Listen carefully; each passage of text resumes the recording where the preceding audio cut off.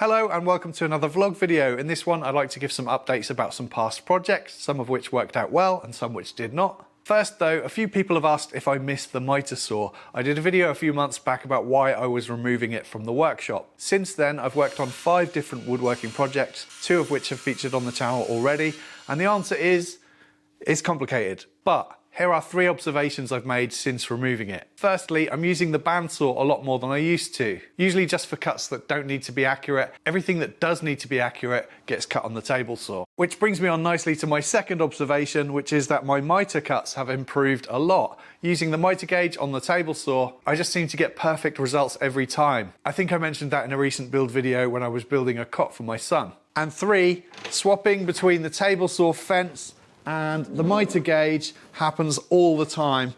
They're just in constant rotation throughout every project. So if that's the kind of thing that annoys you, then you probably won't want to make the same decision as me.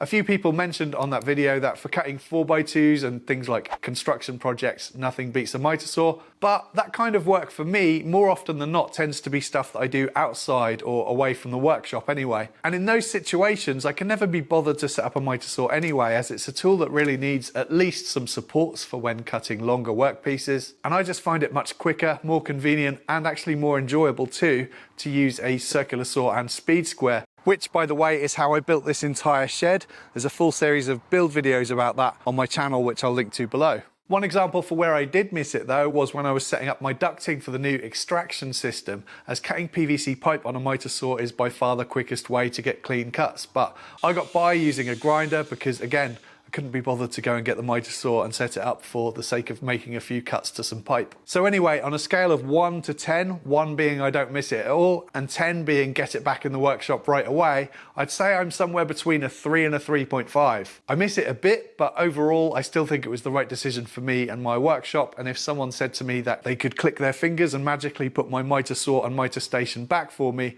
I'd say no thank you.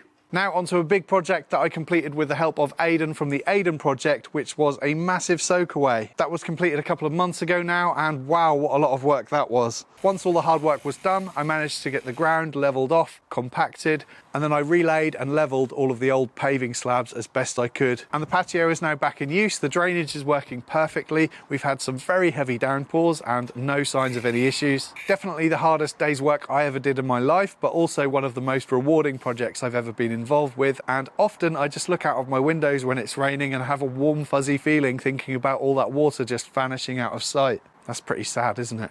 I even managed to get rid of most of the soil here at the top of our garden, so in the end, no skip required. At the front of our house, however, where we had a Soakaway installed a couple of years ago, shortly after we moved in by professionals, we're still getting quite a lot of pooling water every time it rains heavily. So I'm a bit worried that this might all have to come up at some point, and we might need to make it bigger and add some additional crates to it or something, which I'm very much not looking forward to, and obviously I will need to seek yet more help with. Speaking of help, there are moments in all of our lives when we might need to seek advice from a professional to improve our mental health. I've been through some difficult times, although I've never had therapy myself, but someone very close to me has, and I know that for her, speaking to someone who is trained to listen has really helped to pull her out of a dark place. This portion of the video is in paid partnership with BetterHelp, which connects users to a fully credentialed therapist who can give helpful and unbiased advice. Finding a therapist, or even the decision to start therapy, can be very difficult, and some people, me included, find the idea of a face-to-face interaction of therapy uncomfortable. With BetterHelp, you can have sessions via a phone call or video chat, or even messaging if you prefer that. It's all about whatever is most comfortable for you. You just fill out a questionnaire which helps the team at BetterHelp to assess your needs, and they'll match you with a therapist in most cases within 48 hours or less, and you'll be able to choose a convenient time that suits you. What's more, if things don't work out with the therapist that you are matched with, you can easily switch to another therapist at no additional cost. Over 4 million people have used BetterHelp to start living a healthier, happier life. If you think you might benefit from therapy, consider BetterHelp.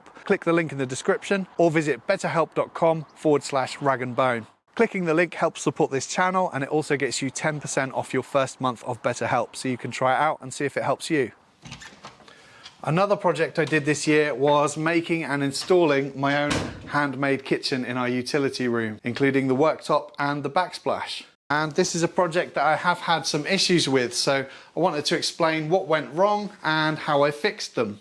I used a hard-wearing commercial grade vinyl flooring for the worktop and the backsplash, the type of stuff you'd see on hospital and school floors, mainly because it's a fraction of the cost of a sheet of laminate and we were on a tight budget, but also because it's widely available and easier to get hold of. And it has proven to be just as durable and easy to clean as any other work surface I've ever used, bearing in mind that this isn't used for food preparation, so no knives or hot pans, although I'm fairly sure that it would hold up okay in those scenarios too. But anyway, a couple of weeks ago I was using the sink and I noticed there was a little bit of sag in the middle here of the backsplash. Basically the vinyl was coming away from the MDF backing, and I'd used a spray contact adhesive to mount the vinyl to the MDF, and after a few months of it being absolutely fine, it was starting to fail. I tapped around the worktops with my fingernail, which was a good way to figure out if it was lifting in any areas, because it will sound nice and solid where the glue is doing its job properly, but if it's starting to lift in places, you can tell by how it sounds. And I found that the vast majority of it was good and solid, apart from around the very perimeter of the worktop where it sounded like it could be loose, and after picking at it a bit, sure enough, it lifted up in a few places around the edges. I suspect it's because as the seasons change,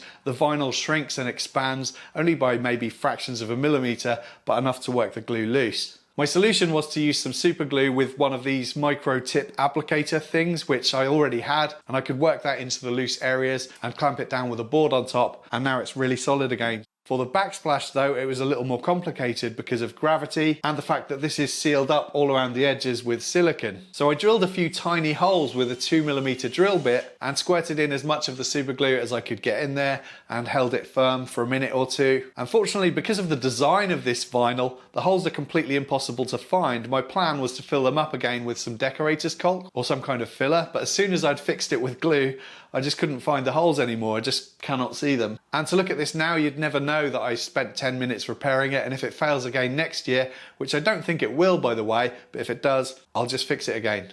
If you listen to the Workshop Banter podcast with Matt from Badger Workshop and myself, we've got something really exciting coming up for Christmas. We're going to be doing a woodworking Christmas quiz featuring questions from some of our and your favourite YouTube makers and DIYers. It's going to be loads of fun, so if you haven't subscribed already, make your way over to the Workshop Banter YouTube channel or listen in via your favourite podcast platform. Links in the description box.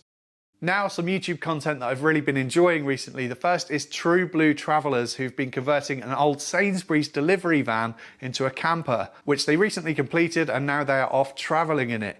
Great channel, Jess and John are really fun to watch and they make great videos with lots of good detail. After all my recent dust extraction woes, I came across a video by Justin Depew, I hope I'm saying that name right, where he hooks up his workshop vacuum to his HVLP extractor ducting. It's a really interesting experiment and honestly it blew my mind a little. So if you, like me, are lost down the rabbit hole of trying to find the best extraction solution, I'd recommend checking it out. It's all food for thought. And if you haven't checked out Matt from Badger Workshop's new cooking channel, Kitchen Ramblings, you have to see it. It's superb. Finally, I just wanted to show you a few new tools that Milwaukee have sent over to me that they've released recently, the first of which is a tool that I've had on my wish list for a long while. It's the cordless power belt file and it works on the M12 battery system. This is one of those brilliant, what I call get you out of trouble tools, similarly to the oscillating multi-tool. So on those occasions where you have a brad nail that misfires, you can just file it down really gently with this. I use these tools quite often, but they don't feature in my videos very often because it's, as I say, just one of those tools that gets you out of trouble from time to time.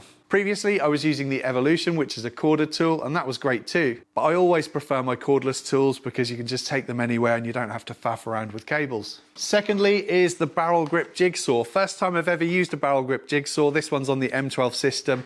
Matt and I talked about this in a recent Workshop Banter episode. And yeah, I already much prefer this to the usual kind of D style handle. It has a really good blower function and oscillating settings as well. And I like it so much that I've already put my old M18 jigsaw in the house because I just don't think I'll use it again. And finally, the cordless 1/2-inch router. Now, as you may know, I don't use routers all that often. Usually I'll try and find other ways to tackle the task. That said, you may have noticed that I've been using them more and more recently, and that's because I'm trying to get over my fear of them. And I haven't used this one yet, but I'm really looking forward to giving it a try.